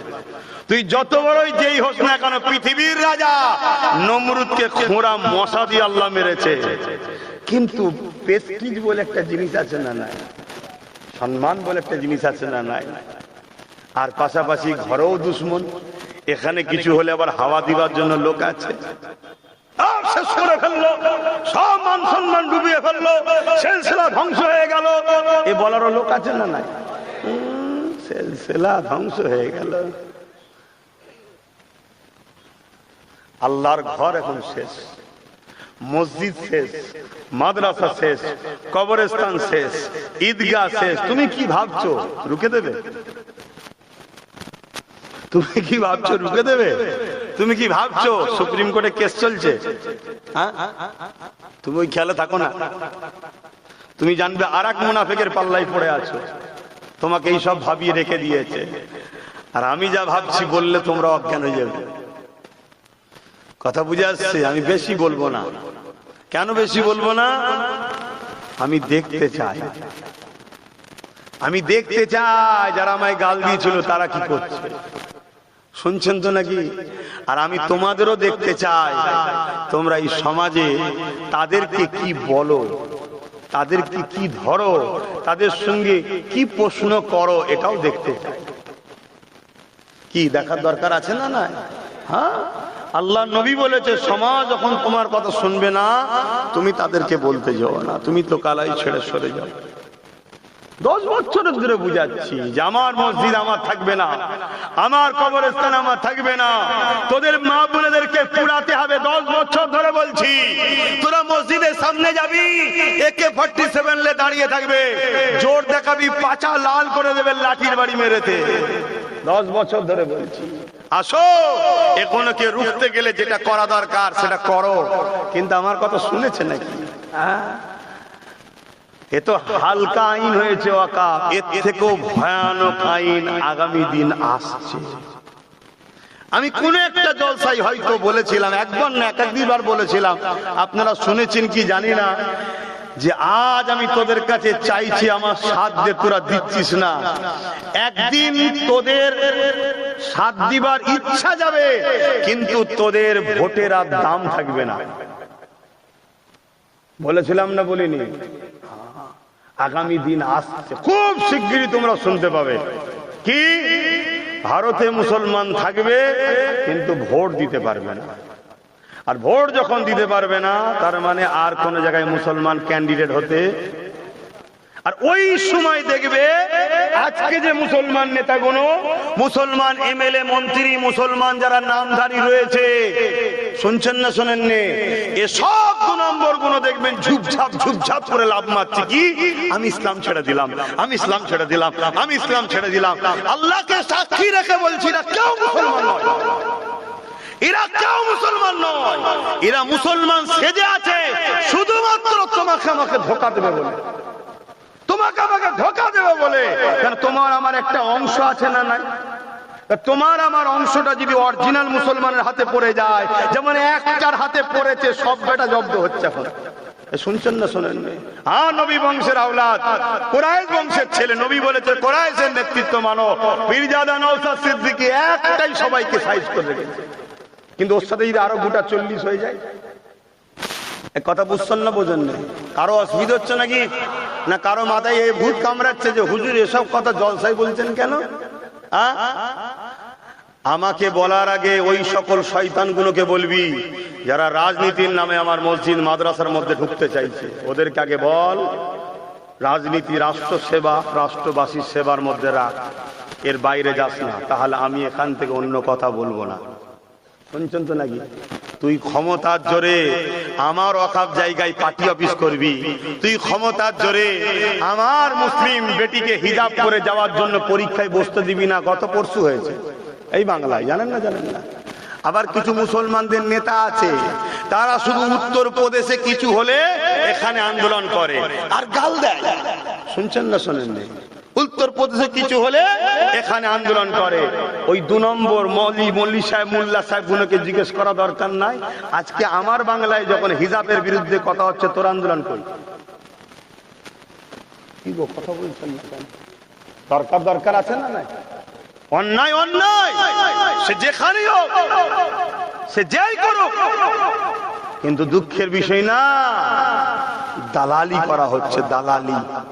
তো যাক, তাহলে এই যে একটা ভাগ আছে, ভাগটা যদি অরিজিনাল মুসলমানের হাতে চলে যায়, তাহলে এই যে মুসলমানদের ঘরে বলা হলো দিল্লি চলে যাও, এটা বলতে পারতো? এক কথা বলছেন না কেন? কিন্তু আমার দুঃখ ভাই, এটা বলবো কথা, দুঃখ কলকাতায় ইমাম না কাদের সম্মেলন একটা হলো, আমি জানি না তারা কি ইমাম, আমি জানি না কেন অনেকে দেখছি হাফ প্যান্ট পরেও ঢুকছে, হাফ প্যান্ট পরা ইমাম, আবার মহিলা ইমাম দেখেছি, শুনছেন তো নাকি? তা এটা কাদের সমাবেশ আমি জানি না, কিন্তু হেডিং এ দেখেছিলাম ইমামদের নাকি এটা কি সম্মেলন। তা ইমামদের সামনে রাজ্যের সিএম বলছে দিল্লি গিয়ে আন্দোলন করো, এখানে নয়। একটা কেউ বললো না যে আপনি কি বলছেন? আমি অবাক হয়ে গেলাম। এই কথাটা নাই বলেছে না অন্যায় বলেছে? আমি সবাইকে জিজ্ঞেস করছি, বোবা শয়তান করে আল্লাহ কিয়ামত দিন তুলবে, মরণের সময় কুকুরের মতো মরতে হবে। হক কথা বলো, নাই না অন্যায়? তাহলে এত বড় একটা অন্যায় কথা, সংবিধান বিরোধী কথা, আমার মসজিদ মাদ্রাসা, আমার কবরস্থান, আমার ধর্মীয় ঐতিহ্যকে আমি বাঁচাবার জন্য চিল্লাতে পারবো না, এখানে দিল্লি চলে যাও, এত বড় কথা বলছে ইমাম মৌলী সাহেবদের সামনে, একটা কেউ বললো না। রাজ্যের সিএম বলেছে, এটা তো দুঃখ, অবশ্যই দুঃখ, কিন্তু এই দুঃখটা আমার অতটা নয়। কেন? তো আমি আগে থেকে জানি এই ইসলামের দুশ্মন, আমি আগে থেকে জানি। আপনারা হয়তো নাও জানতে পারেন, আমি জানি ইসলামের দুশ্মন, তাই আমি 1 মিনিট ভাই ফোনটা তুলছি। দরুদ শরীফ আল্লাহুম্মা। আচ্ছা ঠিক আছে, আল্লাহ। আমি ফোন তুলতাম না, প্রথমে ফোন আমার পরিবার করেছে, আমি কিন্তু তুলিনি, কিন্তু এই ফোনটা নওশাদ করেছে তাই তুললাম। কেন ওর দিকে আমার মন পড়ে থাকে কোথায় কিছু হলো নাকি, ওই জন্য ও ফোন করলে আমি যেখানেই থাকি ফোন আমি তুলি। কথা বুঝে আসছে? কেন আমি ওর সাথে জান মাল দিয়ে আছে, এটা মনে রাখবেন। কথা বুঝে আসছে না? না শুধু ভাই হিসাবে নয়, ও গরিবদের ঘরে, গরিবদের দরদিও, গরিবদের জন্য কাজ করছে। সে মুসলমান হোক, হিন্দু হোক, আদিবাসী হোক, সাঁওতাল হোক, বাগদি হোক, গরিবদের কাজ করছে। এই কাজটা আমার ভালো লাগে। যেদিন ও দেখবো ভুল করছে, ওর ফোন তো তোলা দূরের কথা, ও সব থেকে বড় দুশ্মন আমি হব। শুনছেন না শোনেন নে? হ্যাঁ, মায়ের পেটের ভাই তো কি হয়েছে, ইসলাম তোমার থেকে আগে আমার কাছে, নবী তোমার থেকে আগে আমার কাছে। তুমি মানুষের উপরে জুলুম করবে, তোমার মতন ভাইয়ের প্রয়োজন আমার নয়। তাহলে ভেবে দেখো আমি কত নীতিতে মজবুত, বুঝতে পারছো? আমি যে কথা বলছিলাম কি, যে একটা কেউ বললো না যে আপনি কি বলছেন, আচ্ছা ভালোবেসেই বল, আদর করেই বল, সম্মান দিয়েই বল। কথা বুঝে আসছে? হায় হায় হায় হায়। তাহলে মুসলমান আমরা ধ্বংস হব না তো কারা হব? কথা বলো। তবে আল্লাহকে সাক্ষী রেখে বলছে, আমি যদি থাকতাম মাইকেল নিতাম, একদম পারফেক্ট কথা বলছে, মাইকেল নিতাম। কি হয়েছে? হ্যাঁ, জনগণ থেকে মাথায় বসিয়েছে, এমন কিছু নয় যে দেশের ওপরে, সংবিধানের ওপরে নাকি। সংবিধান বলেছে তুমি তোমার আওয়াজ তুলবে, তা আপনি কে আমার আওয়াজ লুকান? ভালো না লাগে আপনি দিল্লিতে চলে যান, ঠান্ডা করে বসে সেটিং করে নেন, কিন্তু এখানে আওয়াজ উঠছে, উঠবে আগামী দিনও, তাই তো নাকি গো? না ঘাবড়ে গেছো সব? আওয়াজ উঠবে না? উঠবে না? হাত তুলে আওয়াজ তুলে বলো, মসজিদ মাদ্রাসার জন্য হাত উঠবে না? উঠবে না? হাত লম্বা করে তোলো। কারা কারা হাত তোলে নে, ডায়ে বায়ে দেখো, কারা হাত তোলে নে দেখো। গাদ্দার চেনো, মুনাফিক চেনো, আল্লাহর ঘরের জন্য আওয়াজ তুলবি না, কবরস্থান মসজিদ মাদ্রাসার জন্য আওয়াজ তুলবি না, তো কার জন্য আওয়াজ তুলবি? এই মুসলমান কাফের বেঈমান নেতাদের জন্য কথা বলে, ইসলামের জন্য কথা না বলে, ওই মুসলমানের জানাজা বন্ধ করা হারাম, চলবে না। শুনছেন না শোনেন নে? আওয়াজ তুলবে না মানে হ্যাঁ, যত বলবে তত অন্যায়ের বিরুদ্ধে কথা বলবে। কি করবে? কি করবে? তোকে মেরে দেবে। তোর যদি কপালে থাকে, আমার যদি কপালে থাকে, মসজিদ মাদ্রাসার হয়ে লড়াই করে মরা, এই মরাটা ভালো না খারাপ? অত বড় কপাল করতে পেরেছে আব্বাসের দিকে? অত বড় কপাল তোদের আছে? ওই যুবকদের বলছি, বাপেদের তুই তুকারি করছি না, এদেরকে একদম ভাই বলি, তাই তুই তুকারি করি। খারাপ লিখছেন না তো? এ আমার আগে থেকেই অভ্যেস ভাই। কি গো খারাপ লাগছে? আব্বাজানদের বলছি না, আমি যুবকগুলোকে বলছি, কেন আপনি আমার বাপ হন আর এই বেটা গুণ আপনার আমার ভাই হয়, এগুলোই তো দরকার। যুগে যুগে ইসলামের সব থেকে উপকারে লেগেছে যুব সমাজ। হ্যাঁ, মুরব্বীরা দুঃখ করলে হবে না আপনাদের, আপনারাও একদিন এই যুবক পিরিয়ডটা কাটিয়ে দিয়েছেন, ঠিক না বেটি? তাহলে বলো, এত বড় অন্যায় কথা বললো, কিন্তু একটা কোনো মোল্লা মলি সাহেব কিছু কথা বললো? তারপরে বেরিয়ে এসে কেউ কিছু বলেছে? তাহলে বলো, যে সমাজের উলামারা আমাদের মাথায় বসে থাকা একটা বড় অংশ শাসকের যদি দালালি করে, এ সমাজকে গোলাম বানানো সহজ না? সহজ না? কিছু হলেই শুধু একটাই কথা বলবে, বিজেপি চলে আসবে, বেশি লাফালাফি করিস না। শুনছেন তো নাকি? বিজেপি চলে আসবে, বেশি লাফালাফি করিস না।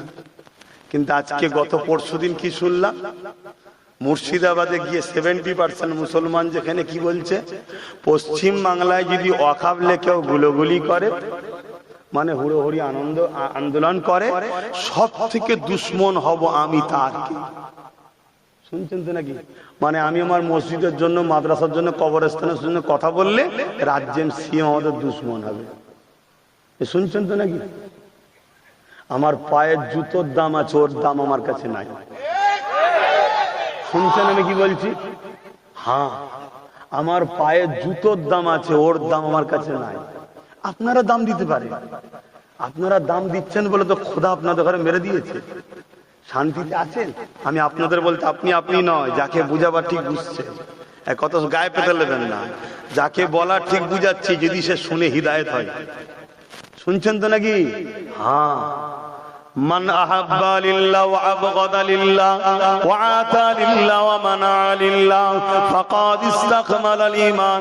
ভালোবাসবো আল্লাহর জন্য, দুশমনি করব আল্লাহর জন্য, আত্মীয়তা করব আল্লাহর জন্য, বিচ্ছেদ হব আল্লাহর জন্য। এ যুবকেরা, সেই আল্লাহর ঘরের জন্য কথা বললে কেউ যদি বলে দুশমন হব, মসজিদ মাদ্রাসা কবরস্থানের জন্য কথা বললে কেউ যদি বলো দুশ্মন হব, এই রকম দুশ্মন পুরো পৃথিবী যদি ভরে যায়, তাদের বিরুদ্ধে যুদ্ধের ঘোষণা আমাদের সেদিনও ছিল, আজও আছে, কিয়ামত পর্যন্ত যুদ্ধের ঘোষণা থাকবে, ঠিক না বেঠে? কি করবি তোরা? পুলিশদের জেলে দিবি? জেলে তো আছি। আর দুনিয়া ও সিজরুল মুমিনিন, মুমিনদের জন্য দুনিয়াটা হলো জেলখানা। এত নাকি? মুমিন যে নয় তার কথা বাদ দিন, মুমিন যে হবে দুনিয়ায় প্রতিটা কদম ফেলে আল্লাহর ভয়ে ফেলে, মুমিন যে হয় দুনিয়ায় প্রতিটা মুহূর্তে আল্লাহর ভয়ে থরথর করে কাঁপে, মুমিন যে হবে সে নিঃশ্বাস টানার আগে ভাবে ছাড়তে হয়তো নাও পারি, চলে যেতে হতে পারে। বেরোবার আগে আল্লাহ বারকত দিলেন দয়া করে, নাও তো বেরোতে পারত, আর বার যে করেছি নাও তো টানতে পারি, ঠিক না বেটি? কিসের এত টেনশন, কিসের এত চিন্তা?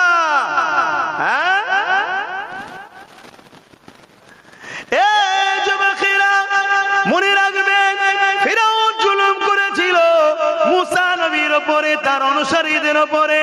সেদিন ফিরআউন মনে করেছিল আমি বড় দাদা, আমার বড় মজা লাগছে, কিন্তু মনে রাখবেন মুসা নবীও চলে গেছেন, মুসা নবীর অনুসারীরাও চলে গেছে, ফিরআউনও কিন্তু মারা গেছে। মুসা নবী আজকে পৃথিবীর জমিনে হিরো, আর ফিরআউন হলো নীল নদ কেমন করে মিশরের জমিনে পড়ে আছে সবার কাছে। আজকে দিনে ফিরআউন হলো একটা অত্যাচারী জালিম ভিলেন, তাই তো নাকি? আর মুসা নবী আজকে সবার কাছে প্রিয়, জোরে বলুন সুবহানাল্লাহ। তাহলে মরণ দুজনেরই হয়েছে না হয় না? কথা বলছে না তো? মুসা নবীর আগে হয়েছিল না ফিরআউনের আগে মরণ হয়েছিল? কেন এত শক্তি? তো কি বুঝছেন? কি বুঝছেন? নবীর উম্মতেরা, ইমানদার উম্মতেরা, মোহাব্বত করো, আল্লাহ রসুলকে মজবুত করে ধরো, জুলুম করো না, অন্যায় করো না, আর অন্যায়ের সঙ্গে সাথ দিও না। তোমার বিরুদ্ধে যে প্ল্যান করবে সেই প্ল্যানে আল্লাহ তাকেই জড়িয়ে দেবে, পারে না। আমি অনেক আগে বলতাম একটা কথা, এই যে কি বলেন তো, এটা কি পটাকা ইন্ডিয়ার তো নাকি? হ্যাঁ, আমার কাছে ইন্ডিয়ার থাকে, আমার কাছে পাকিস্তানের থাকে না। কেন, আমার দেশের কিছু দেশপ্রেমিক 26-27টা পতাকা পটাপট করে বার করে ফেললো, দেখলেন না কলকাতায়? হ্যাঁ, জানেন তো নাকি? আর ওরাই শুধু স্লোগান যখন দেয় ইন্ডিয়ার বিরুদ্ধে দেয়, পাকিস্তানের পক্ষে দেয়, দেখবেন ভুল শুধু ওদেরই হয়। তার মানে কি, অ্যাকচুয়ালি হক কথা ফক করে বেরোয়, ওরা অ্যাকচুয়ালি পাকিস্তানেরই পক্ষে। শুনছেন তো নাকি? আমার দেশটাকে শেষ করে দিচ্ছে ওরা। কষ্ট হচ্ছে নাকি? এটা ক টাকা? আর এটা একই, একটু বলবেন তো রে বাবা, এটা ক টাকা? আর এটা, এদিকে গান্ধী বাবুর ছবি আর এইদিকে লাল কেল্লা, তাই তো নাকি? দুটোই আমাদের, লাল কেল্লা আমাদের, গান্ধী বাবু আমাদের, কিন্তু বর্তমান যেগুলো আছে ওগুলো আমাদের নয়। তো এইগুলো কি 500 টাকা, তাই তো? আর এটাও টাকা, রিপিট আর উপিট, টাকা একটাই, তাই তো নাকি? আমি অনেক আগে বলেছিলাম কেন্দ্রে আর রাজ্যে সব একটাই জিনিস, টাকা, রিপিট আর উপিট। এখন মিলছে না, মেলে নেই।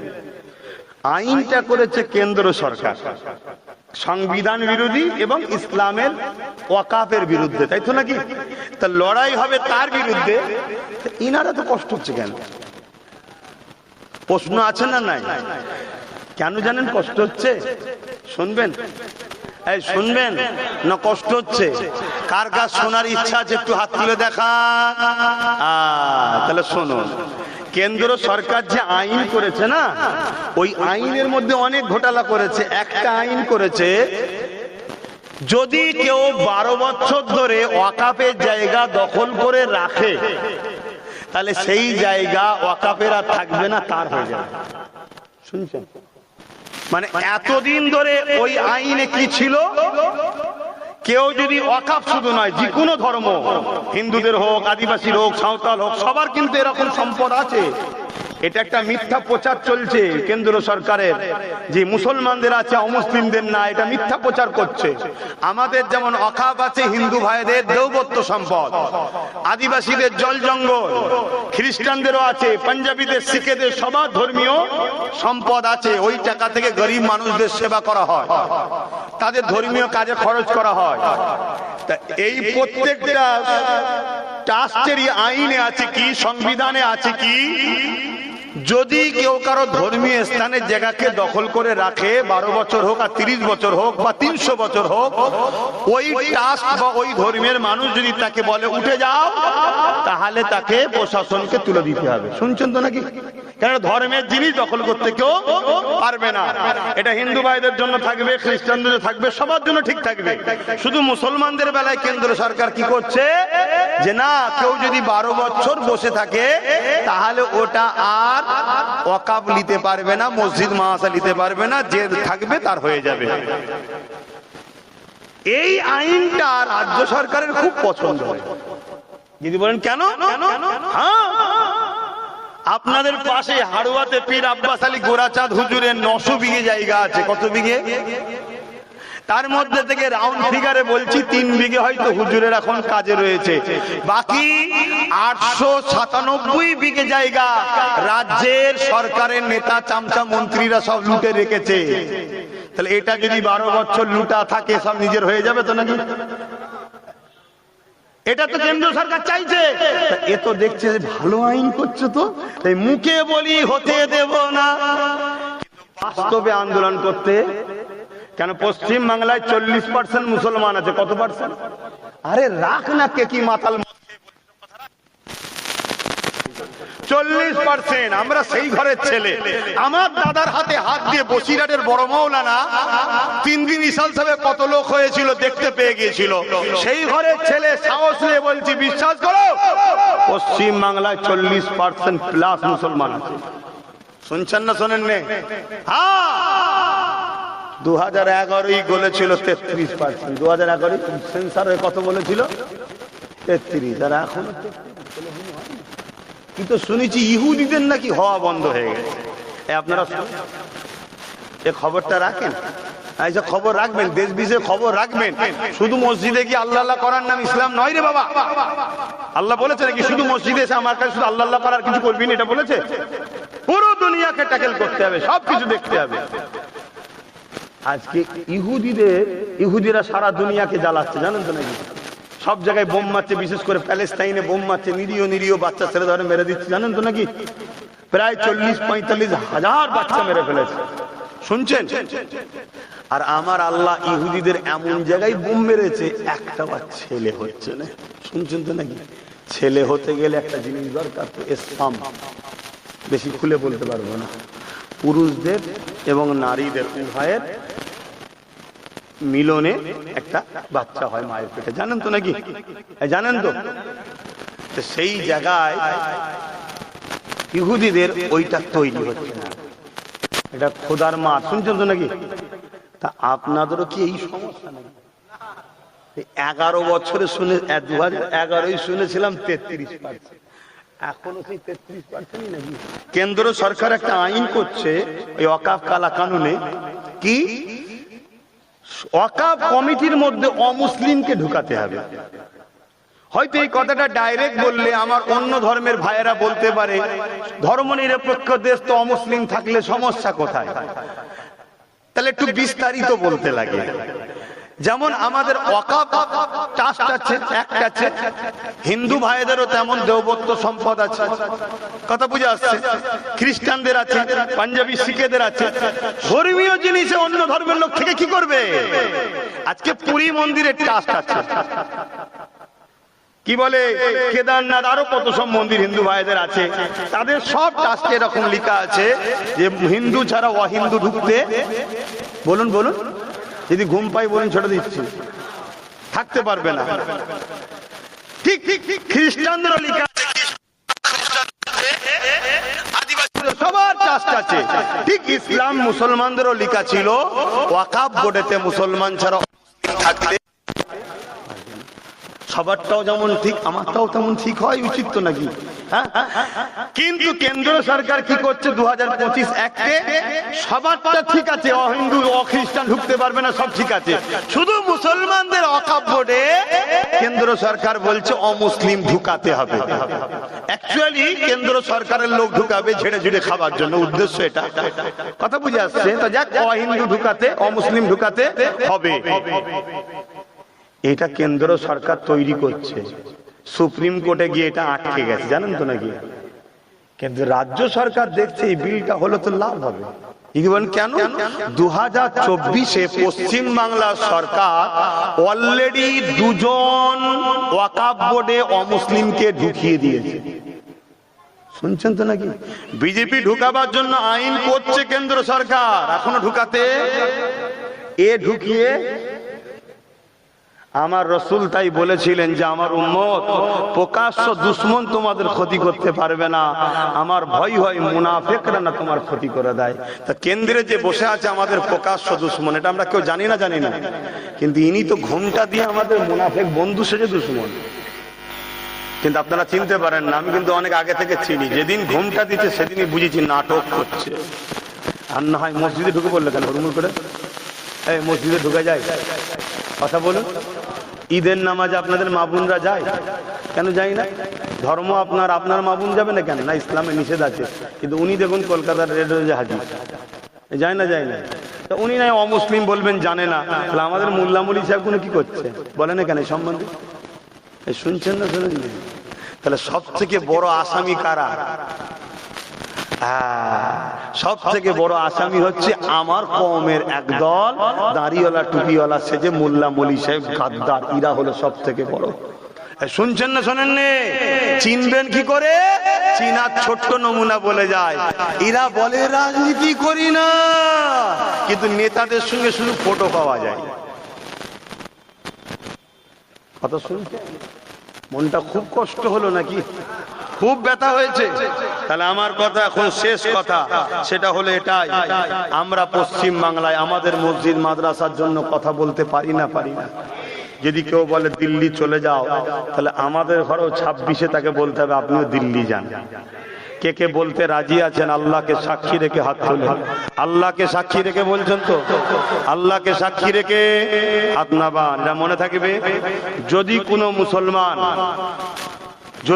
মুসলমান এই মসজিদ মাদ্রাসা দুশ্মনকে সাপোর্ট করে, জানবেন ও মুসলমান নয়, মুসলিম সূরাতে মুনাফিক বেঈমান।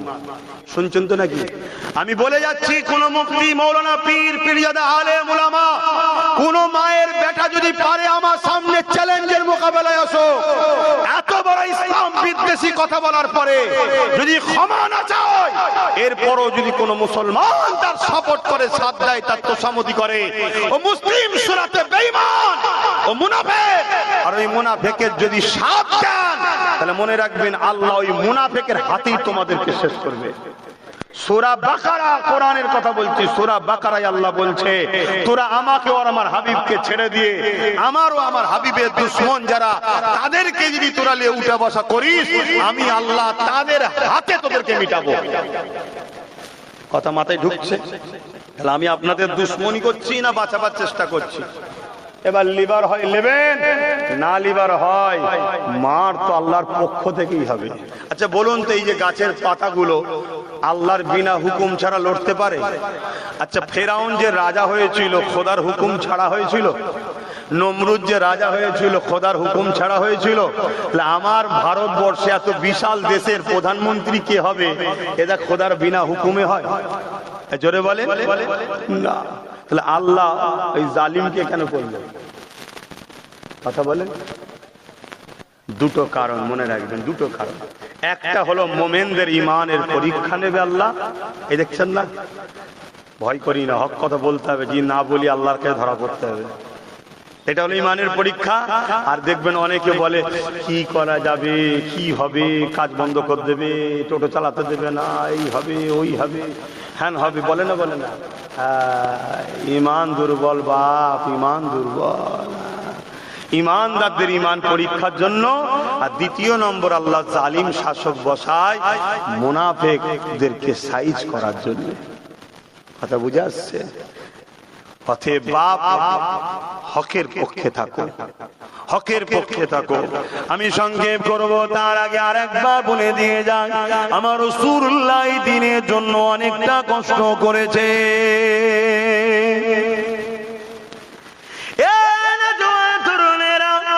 আজ কেন্দ্রের জালিম সরকার যে কালা কানুনটা করেছে, এক নম্বর সে হলো আমার দেশের সংবিধান বিরোধী আইন করেছে। দ্বিতীয় নম্বর হলো আমার ইসলামের ঐতিহ্য মসজিদ, মাদ্রাসা, কবরস্থান, খানকার বিরোধী করেছে। এ আমার জীবনে জান থাকতে এটাকে কখনো মেনে নেওয়া যেতে পারে না। এর বিরোধী করা আমার ইমানি দায়িত্ব। কেন রাসূলুল্লাহ জানিয়ে দিয়েছে, অন্যায় দেখলে হাত দিয়ে রোখো, অন্যায় যদি হাত দিয়ে রুখতে না পারো, মুখ দিয়ে প্রতিবাদ করো, মুখ দিয়ে যদি না পারো, অন্যায়কে ঘৃণা করে দূরে সরে যাও। এ যুবকেরা, তরুণীরা, বাপেরা, আমরা হাত তুলতে পারবো না, কেননা আমাদের হাতে হাত পাওয়ার না, কিন্তু জবানে তো প্রতিবাদ করতে পারি, কেননা আমার সংবিধানও তো আমাকে রাইট দিয়েছে।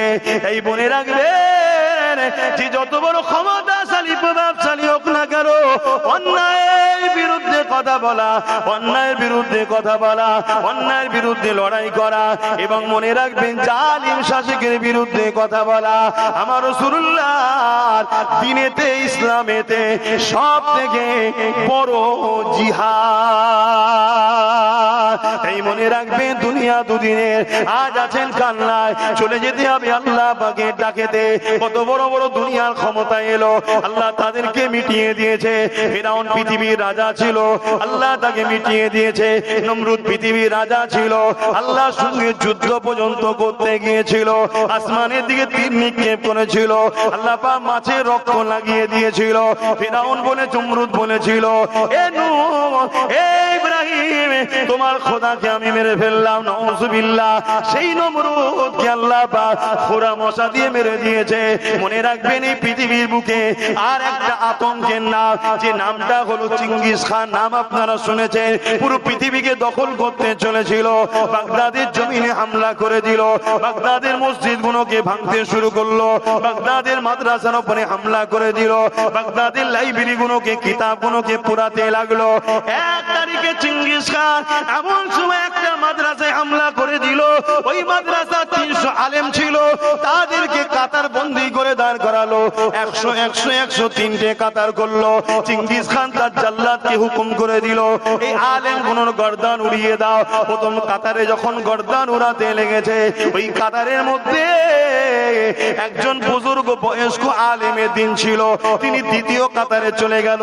চেঙ্গিস খান দেখেছে, কিচ্ছু বলেনি। দ্বিতীয় কাতারে আবার যখন জাল্লাদ গর্দান উড়াতে লেগেছে, ওই আলেমের দিনটা তিনি তৃতীয় শেষ কাতারে চলে গেল। চেঙ্গিস খান ঘোড়ার পিঠে আগিয়ে আগিয়ে সে বলতে লেগেছে, এ আলেমের দিন, এবারে তুমি কোন কাতারে যাবে? প্রথম কাতার থেকে দ্বিতীয় কাতার, দ্বিতীয় কাতার থেকে তৃতীয় কাতার, এবারে তার কোনো কাতার নাই, আমি সবার তো গর্দান উড়িয়ে দেবো, এবারে তুমি কোথায় যাবে? আল্লাহ পাকের আলেম বান্দা আসমানের দিকে মুখটা তুলে বলেছিলেন, আল্লাহ আছে। আরো জোরে বলো,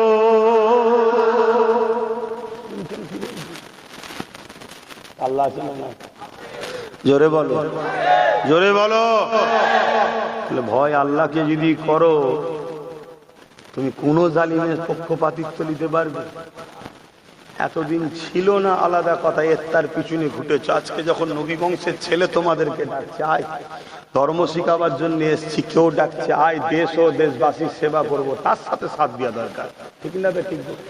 আজকে সুপ্রিম কোর্টে কেস করার বেলায় সে, হজ হাউস থেকে মদ বার করার বেলায় সে, কোন জায়গায় মুসলমান, আদিবাসী, দলিত, হিন্দু যেই বিপদে পড়ুক তার পাশে দাঁড়াবার জন্য সে, আর তুমি 500 টাকায় নিজেকে বিক্রি করছো।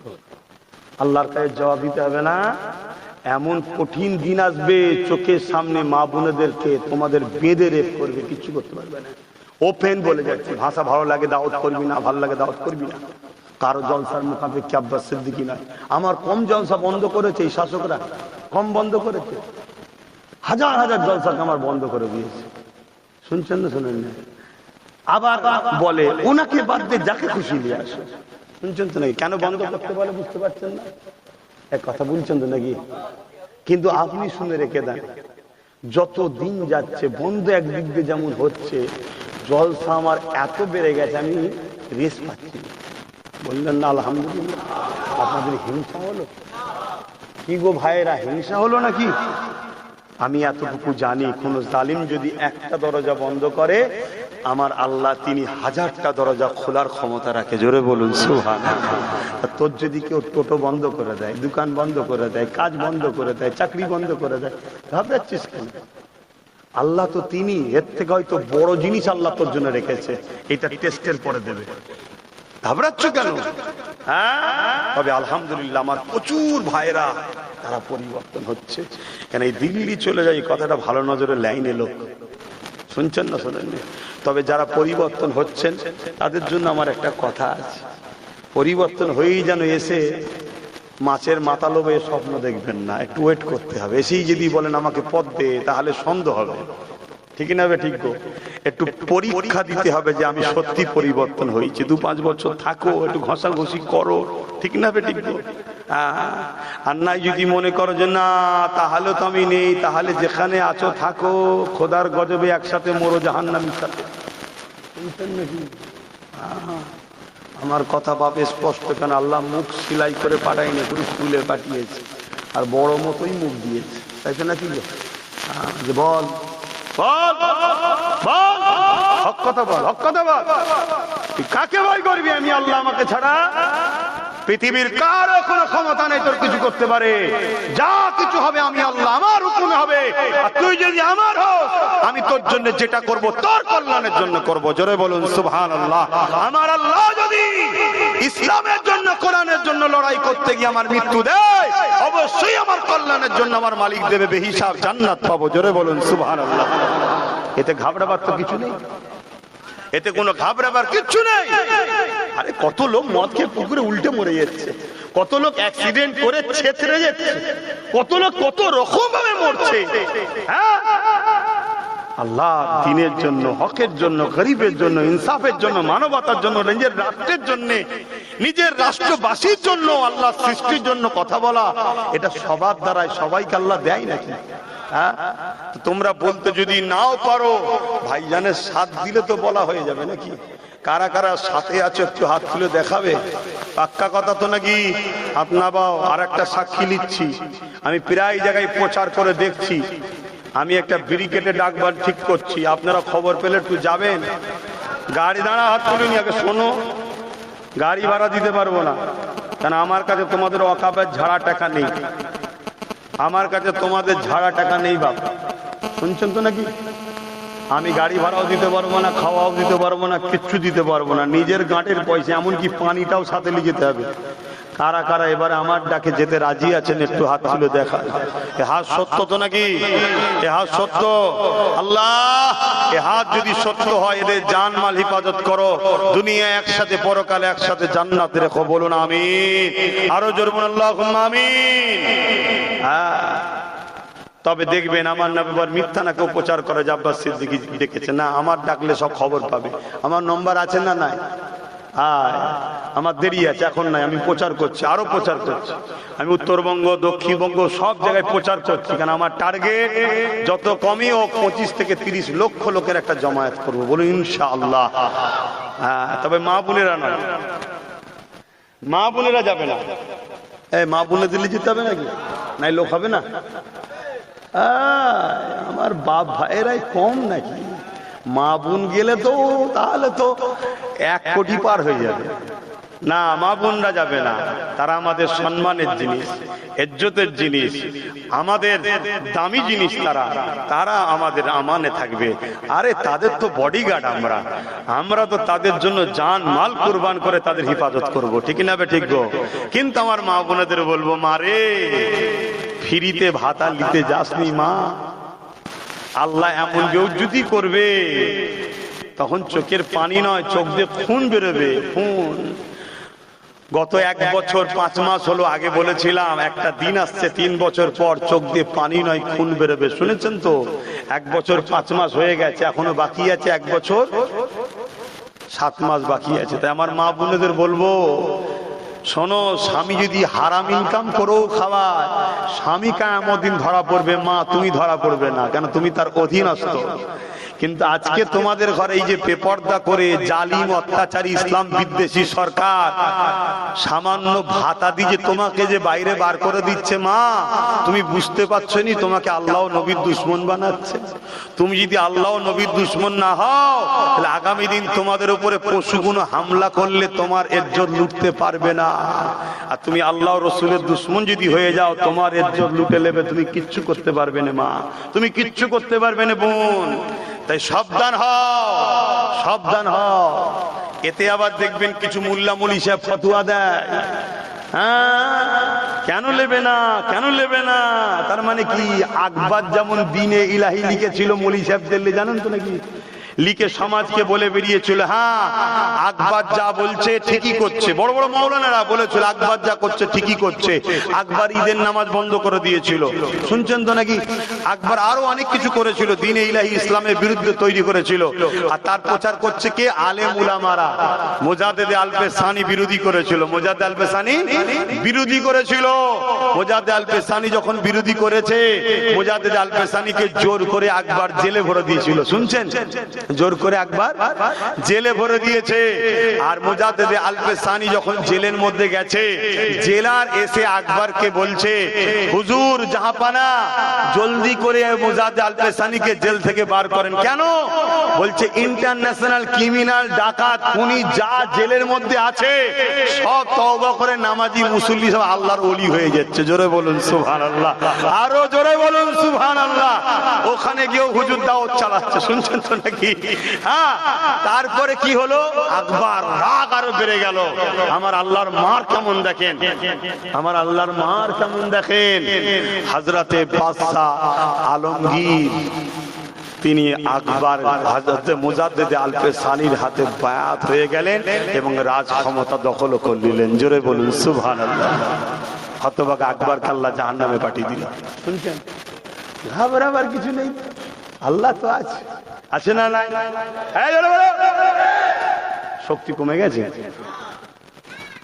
আমার আল্লাহ তো তিনি যিনাকে কখনো কোনো দুর্বলে স্পর্শ করতে পারেন না, যিনি কুল কায়নাতের মালিক, যিনি তোমাকে আমাকে মায়ের পেটে বানিয়েছে, তিনি তো আল্লাহ।